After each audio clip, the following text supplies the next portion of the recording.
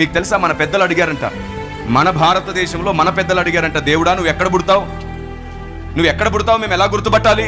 అప్పుడు దేవుడు మన భారతదేశానికి మన పెద్దలకు చెప్పాడంట, వేదాహమస్య భువనస్య నాభిం అని చెప్పాడంట. అంటే భూమికి బొట్టు లాంటి నాభి లాంటి ప్రదేశంలో పుట్టబోతున్నాను అని. వేదాహమస్య భువనస్య నాభిం, నేను భూమికి మధ్యలో జన్మిస్తాను. అప్పుడు వీళ్ళు అడిగారంట, భూమికి మధ్యలో అంటే ఎక్కడ పుడతావు, మాకెలా తెలుసు, ఇంత పెద్ద భూమిలో భూమికి నాభి ప్రదేశాన్ని ఎలా గుర్తించాలి? అప్పుడు చెప్పాడంట, ఈ యజ్ఞం ఎక్కడ జరుగుతుందో అదే భువనపు నాభి అన్నాడంట. Praise the lord. ఈ విధంగా ఈ మేకను తీసుకొని తలకు ముళ్ళు చుట్టడం, పట్టు వస్త్రాలు వేయడం, 30 కొరడా దెబ్బలు కొట్టడం, అలాగే పక్కన పొడిచి రక్తం ఓడవడం, నోట్లో చేదు పోయడం, వేలాడదీసి చంపడం, ఇలాగే ఎక్కడ యజ్ఞం జరుగుతుందో అదే భువనపు నాభి అని మీరు గుర్తుపట్టండి అని చెప్పి వేదాలలో రాయించాడంట దేవుడు.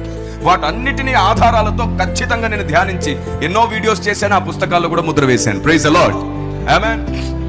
ఇప్పుడు చెప్పండి, ఈ విధంగా ఖచ్చితంగా ఇదే విధంగా భూమికి మధ్యలో పుడతాను, భూమికి మధ్యలో బలి అవుతానని చెప్పాడనే మాట కూడా ఇక్కడ ఉంది కదా. ఇప్పుడు ఆయన విదేశీ దేవుడా, మనందరి దేవుడా? Praise the lord.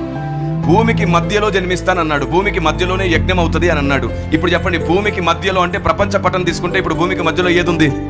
ఇజ్రాయెల్ దేశం ఉంది. సరిగ్గా ఇక్కడ అజామేధ యజ్ఞంలో చెప్పబడినట్టుగానే క్రీస్తు అక్కడ బలి అయ్యాడే. దాని అర్థం ఏమిటి? ఆయన కేవలము ఒక దేశానికి దేవుడు కాదు, ప్రపంచానికి మధ్యలో ఉండి అన్ని దేశాలను చేయిజాపి పిలుస్తున్నాడు రమ్మని. దేవునికి స్తోత్రం కలుగును గాక. Praise the lord. గుర్తుంచుకోండి, దేవుడు బైబిల్లో అంటే క్రీస్తు బైబిల్లోనే పూర్తిగా ఉన్నాడు, కానీ క్రీస్తును గుర్తించడానికి గుర్తులు మాత్రమే మనకు అన్ని చోట్ల దొరుకుతున్నాయి.